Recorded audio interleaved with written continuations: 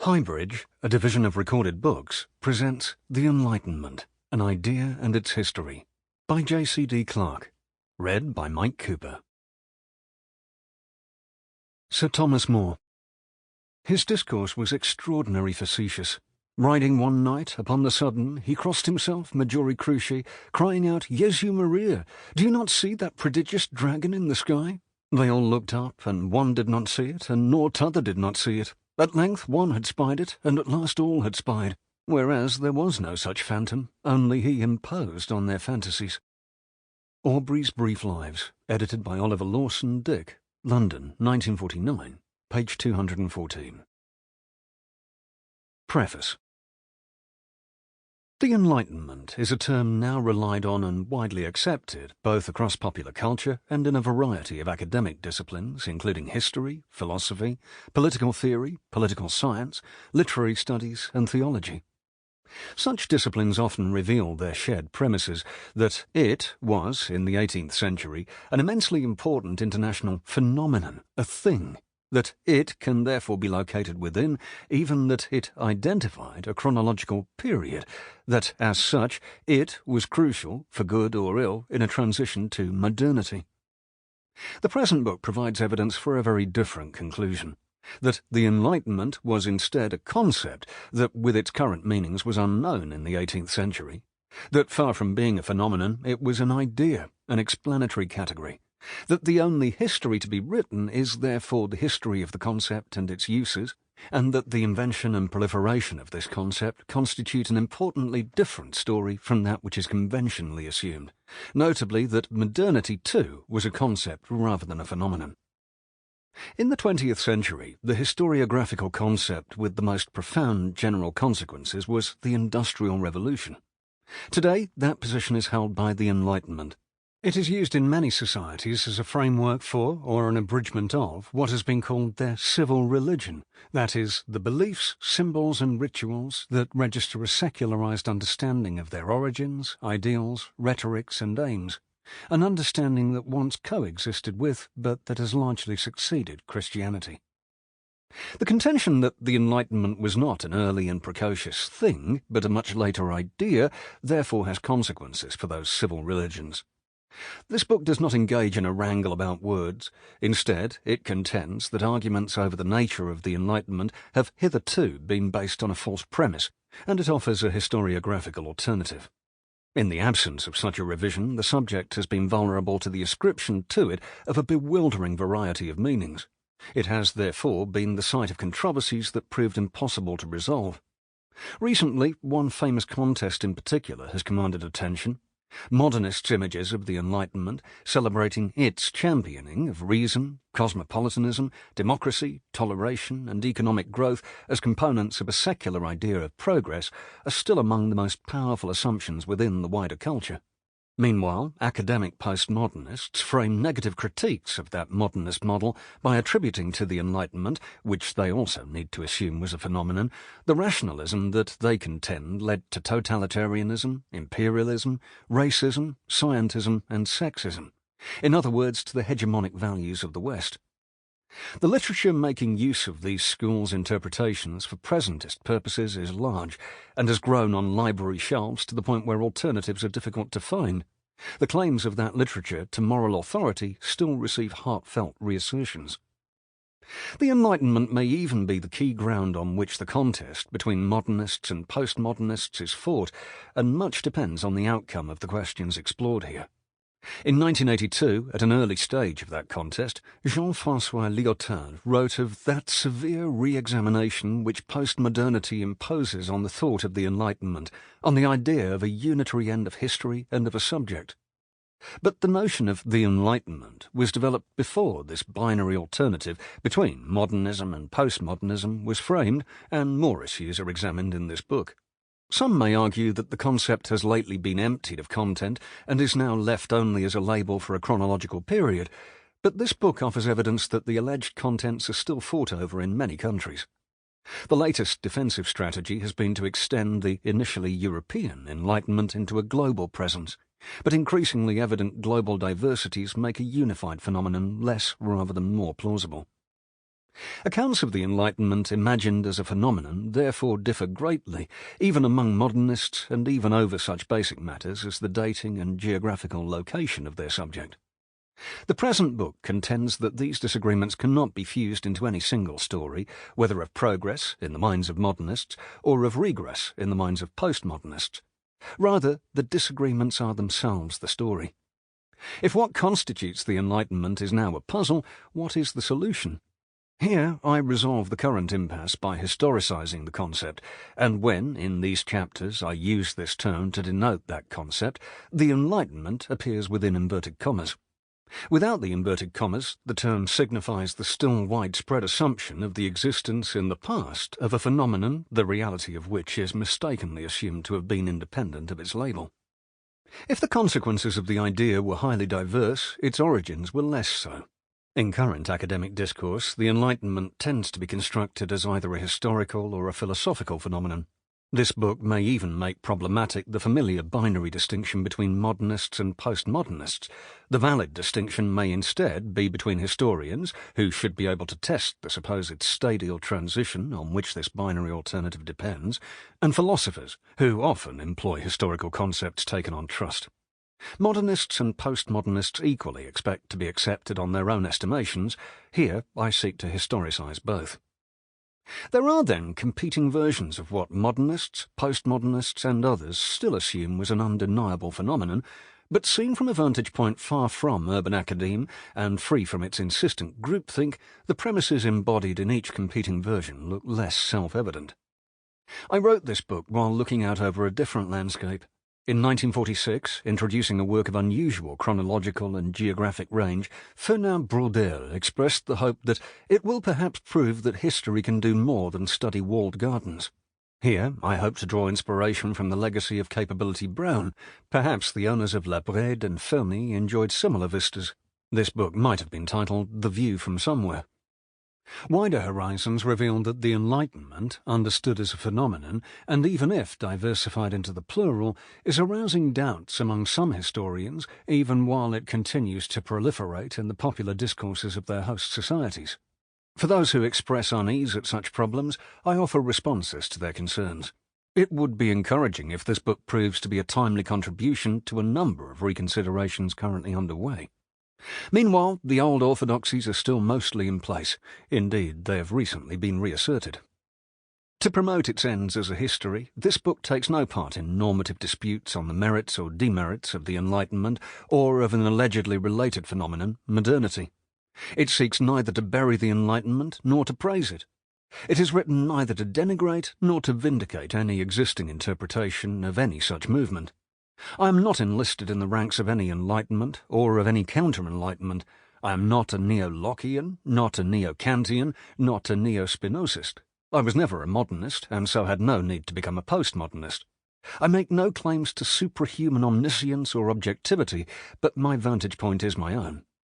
Recent scholarship is fraught with controversies between adherents of one or other Enlightenment school, but these contests are fought over a gulf profound as that Sabonian bog betwixt Damiata and Mount Cassius old, where armies whole have sunk. I prefer not to join these misconceived battles on such treacherous territory, and seek, where possible, to present my own evidence and to frame my own interpretations. The Enlightenment is a problem not least because of its normative implications. Historians who contend that universal values or self-evident truths can instead be explained historically often meet with resistance from those values' true believers. Readers have found it hard not to endorse one or other vision of human emancipation and fulfillment.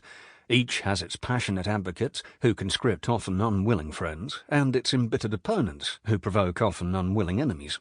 Here I am neither. And except in quoting from original sources, I have avoided those insidious words we, us, and our, which covertly imply the wide acceptance of an author's merely personal commitments. The task of historians is to explain manifest disagreement, not to celebrate some non-existent unanimity. Instead, this book has given me the opportunity of engaging with a remarkable array of thinkers of earlier centuries. I've greatly enjoyed their company. I have admired the skill of the skaters as I watched them on bright mornings demonstrate their past mastery on the shining surface of my inviting lakes. My enjoyment was only qualified by a growing apprehension of how many of them were in danger of falling through the ice. My preference would have been to discuss these individuals' ideas and their context rather than their later historians, but this book's chronological scope compels me to ask questions of all three. By taking the story to the present, I'm obliged to consider present-day authors also. None is here criticised. Instead, I pay my colleagues the compliment of seeking to understand them historically. If any historian is reproved in this book, it is myself alone, for formally failing to see the wood for the trees and for taking so long to find a way out of a conceptual maze. As an undergraduate, I was confronted by an alarming array of fierce heraldic beasts, the reified concepts of late modernism, but trust that I have clipped them at last into elegant topiaries. In respect of method, it is fashionable to demand that 1,000 flowers should bloom. Within my own borders are cultivated just 6 such plants: textual readings, contextual studies, discourse analysis, the social history of ideas, the history of concepts, and counterfactual analysis. Some of them intertwine to form histories of historiography, and these now create contexts. They prove to be diverse, for any human activity can constitute an intellectual context, not just the authorship of the leather-bound volumes that surround me in my library. My initial intention was that this book would be a social history of ideas, but older studies normally focused on major authors, often turned philosophers, and pursuing the history of historiography has, in places, necessarily drawn the argument back to a close reading of their texts. Such sections are not to be understood as a pre-commitment to the assumption that principle always preceded practice. This is a matter for research. Whatever my chosen methods, this book, more than any, has only impressed on its author a keen sense of his ignorance of those great expanses of meadow and field, the as yet unharvested acres of evidence that stretch away beyond the walls of the categories discussed here to a distant horizon, and that will, I anticipate, amply reward the labours of future students. For their researches I have every good wish. The philosopher John Locke, in a book often later held to be the starting point of the English Enlightenment, memorably defined his own ambition as that of being employed as an under-labourer in clearing the ground a little and removing some of the rubbish that lies in the way to knowledge. This image might be resented by authors who have built their histories on the assumption of the Enlightenment as a phenomenon, and a historiographical response is needed. This book is the result. Here I have tried to follow the ideal of England's pioneering historian of philosophy, that there is due to everyone the commendation of their own deserts. And as always I appeal to an innocent teaching. The chief aim of the historian is the elucidation of the unlikenesses between past and present. Cullally Castle, Northumberland, August 2023. Introduction. Why is the Enlightenment a problem? In the English-speaking world during the long 18th century, enlightenment was everywhere, but the Enlightenment was nowhere. The terms are not synonyms, since enlightenment was later appropriated, reified, that is, turned into a thing, and given a leading capital as a name grouping together projects that had seldom been present in the 18th century, and few of which were then thought to cohere in a common cause. This is a book about how, when, and why talk of the Enlightenment emerged.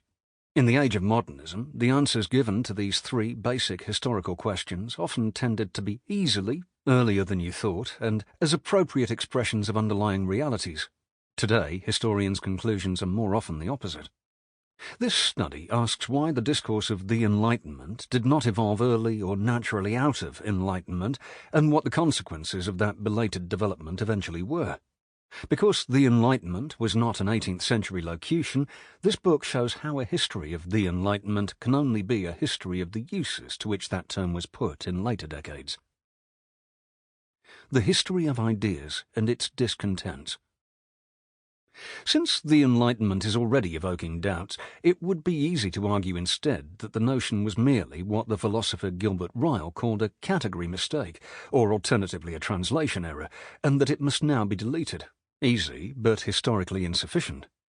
This book attempts to frame a more nuanced argument, but a historically appropriate one, that the rhetoric which came to celebrate a unitary enlightenment in Western Europe and North America was overstated, that values and practices within and between those societies over time displayed some commonalities but more differences, That the emergence of the concept and the idea of a movement which that concept appropriately labelled was much later than was even recently assumed.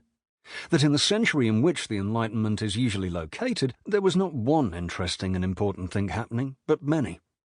The interest and the importance of those many things are affirmed in this book, even while the overarching concept so often retrospectively applied to deploy them for later purposes is analysed historically.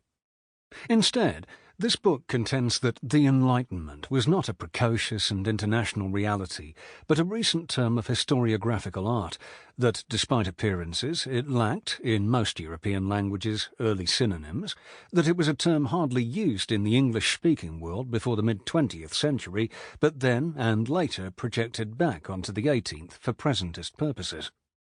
Since the term lacked an 18th century referent, it could be, and has been, made to mean whatever later writers wished, a meaning established not least by those writers' choices of its putative participants. These uses are to be explained historically, not judged for their virtue. This book's aim, as its deliberately chosen subtitle reveals, is not to announce that the Enlightenment was this, or the Enlightenment was that, but to trace the historical trajectory of some of the differing variants of the Enlightenment. When, how, and why they were coined, propagated, achieved currency, and began their decline. What historiographical methods have yielded these conclusions? Diverse but related, they have been powerfully expounded, successfully applied, and are now widely acknowledged. 3 classic opening statements should be recalled, not to exhaust the rich and important debates on method and substance that stemmed from them, but instead to illuminate the present book's signposts to its directions of travel. None of these 3 foundational statements explicitly addressed the Enlightenment, which rose to its present prominence only later, but they were formulated without the influence of normative conflicts over that concept.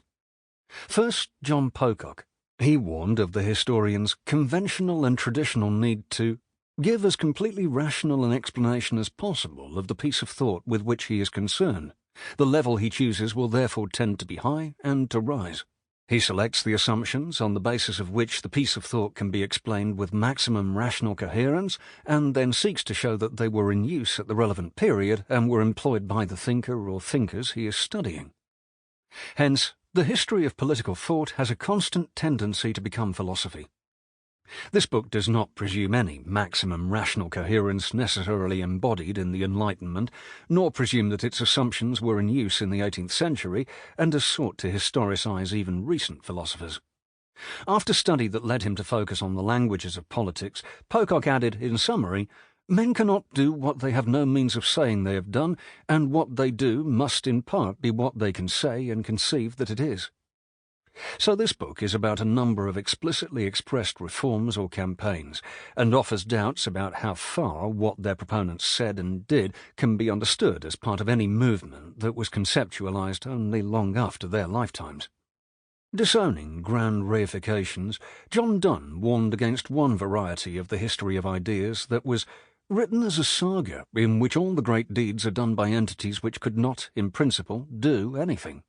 In it, science is always wrestling with theology, empiricism with rationalism, monism with dualism, evolution with the great chain of being, artifice with nature, politic with political moralism. Its protagonists are never humans, but only reified abstractions. Because of these features, it is often extremely unclear whether the history of ideas is the history of anything which ever did actually exist in the past. In the present book, the Enlightenment does no deeds, great or otherwise. It does not wrestle with the counter-enlightenment, or with absolutism, or with l'infâme, or with superstition, or with prejudice, or with tradition. It does not articulate reason or toleration. It is not a personified actor on the world, or even just the European stage. It does not think. It does not speak. It does not become self-aware. It does not act. Dispensing with such reified abstractions, Quentin Skinner identified what validly remained the subject to be explained. As soon as we see that there is no determinate idea to which various writers contributed, but only a variety of statements made by a variety of different agents with a variety of different intentions, what we are seeing is that there is no history of the idea to be written. There is only a history of its various uses and of the varying intentions with which it was used. The only histories of ideas to be written are histories of their uses in argument. This book is about the uses in argument that people made or did not make of the idea of the Enlightenment and their intentions in so doing. It contends that claims to reveal the essence or core of any such determinate idea are themselves to be analysed historically, not accepted at face value. To achieve its ends as a history, this book does not confuse metaphors with realities. It does not deal with disembodied entities or reified abstractions or ideal types or anthropomorphism. It is not about processes or inevitabilities or underlying causes or self-evident truths. It is about individual people, their ideas and their contexts. So its chapters, like those on liberalism and on socialism, offer a gallery of individual thinkers rather than accounts of disembodied entities. Historians may register their discontent that these opening arguments have seldom yet been adopted into Enlightenment studies. The present book attempts explanations of their occlusion and shows the results of now deploying them. There are important consequences for other adjacent disciplines. If historiography shows that there are no determinate ideas creating what are termed perennial problems in philosophy or political science, it is clear that the Enlightenment cannot have been an attempted answer to an obvious selection of those problems. This book's purpose is not to dispense with all explanatory concepts, but to historicise some of them that have been put to anachronistic polemical uses in recent decades. At least this approach establishes why the Enlightenment cannot be blamed for any of a range of 19th or 20th century evils sometimes attributed to it. Such attributions are themselves to be explained. This method also allows the present book to offer an alternative in the recent and extensive debate over whether there was, in the 18th century, one Enlightenment or several Enlightenments. It answers neither, and answers also that the Enlightenment cannot be claimed as the intellectual property of any one country or philosophical school. It is, at present, common for writers to profess to be conceding the diversities and even the contradictions of the Enlightenment, while in the next paragraph writing of the Enlightenment as a unity. It is suggested here that this locution reveals only a confusion of method. Similarly, it is now evident that the Enlightenment and modernity have often been conventionally defined in terms of each other, especially in relation to a thesis of secularization. This argument's circularity reveals the problematic status of both. Although the Enlightenment has often been presented as the ideological program of modernity, the set of ideas and values from which modern, democratic and secularized Western societies have emerged, this scenario encounters problems in the light of scholarship that reveals the geographical, thematic and ideological diversity of the Enlightenment and of its putative members. It is also the case that the Enlightenment cannot be presented as one of the cornerstones of modernity if modernity too is a recent explanatory concept, not a historical phenomenon. The old model of modernity and the supposed process of modernization were often premised on a historiography claiming to explain the general development of English, then British society, from the late 17th to the early 19th centuries, especially in respect of political change, secularization and economic development. That period and that geographical territory were of central importance, although the interpretive model built on them was later extended geographically. Yet these scenarios have, since the 1980s, met with growing challenges. From being unquestioningly accepted as processes, they are increasingly seen as ideologies, employed to reorganize the long 18th century for later purposes, and as ideologies dependent on concepts retrospectively devised and imposed on a past that was innocent of them. Modernism was eventually opposed by authors often identified with a movement now termed postmodernism. The term postmodern can be traced to the late 19th century, but as yet used occasionally and only in restricted circles. In the 1960s and 1970s, it was adopted much more widely by philosophers, historians and others. Both modernism and postmodernism took several forms, and so were resistant to definition. They are explored here only with reference to the concept that is the subject of the present book. Since this is not a history of postmodernism, two individuals must stand for many. The philosopher Jean-François Lyotard, 1924–88, was an early framer who gave the notion wide currency, but in 1979 he recorded that the word is in current use on the American continent among sociologists and critics. It designates the state of our culture following the transformations which, since the end of the 19th century, have altered the game rules for science, literature and the arts. Even at this early stage, postmodernism was a construct whose authors relied on premises both philosophical and historical, and its principles were heavily influenced by prior practice in the United States. Indeed, these premises were linked. As Lyotard observed, the postmodern is undoubtedly a part of the modern. Our working hypothesis is that societies enter what is known as the post-industrial age, and cultures enter what is known as the postmodern age. Lyotard thus implicitly relied on a scenario of economic change that had been worked out by modernist historians. What was different, in his account, was that postmodernism offered a critique of the discourse of legitimation, this discourse being a grand narrative that was, in its most general form, the Enlightenment narrative. But the Enlightenment was not dissected in his pages. Rather, he wrote, simplifying to the extreme, I define postmodern as incredulity toward meta-narratives. Equally to simplify, it may be suggested that Lyotard offered a philosophical alternative, language games that yielded only a heterogeneity of elements. Postmodernist philosophy, then, adopted key concepts from modernist history, and those concepts can now be shown to be problematic. Meanwhile, the contest had a political dimension. Lyotard was clear at an early stage about the territory on which this contest was fought. I have read a thinker of repute who defends modernity against those he calls the neoconservatives. Under the banner of postmodernism, the latter would like, he believes, to get rid of the uncompleted project of modernism, that of the Enlightenment. The Enlightenment became a territory of conflict for modernists and postmodernists alike. Their conflict raised issues that were important more widely than these two schools, and will perhaps survive them.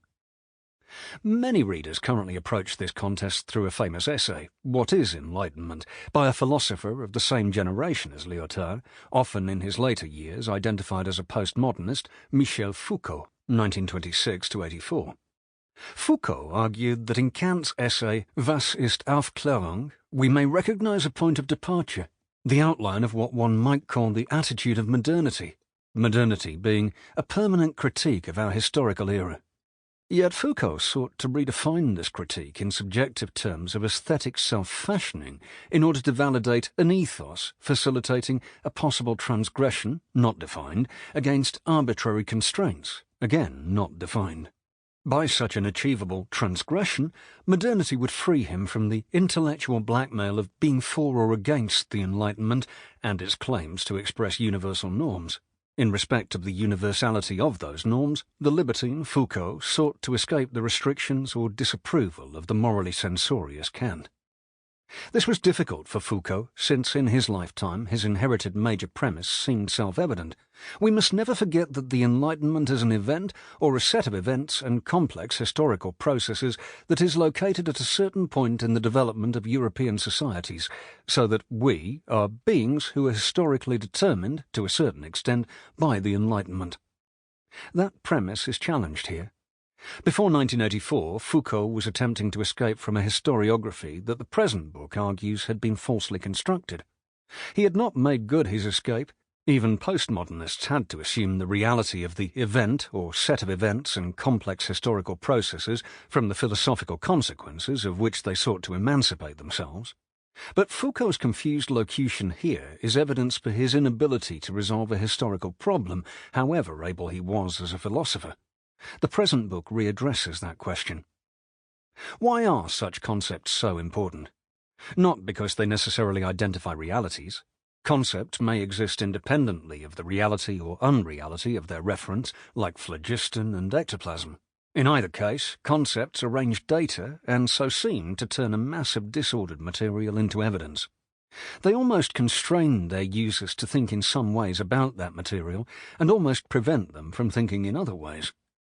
Once coined, concepts can be reified and thereby turned from attempted explanatory devices into things. As things, concepts largely conceal, and so nearly legitimate, the procedure whereby historians put words, and therefore meanings, into the mouths of people in the past, and by the same authority into the mouths of people in the present.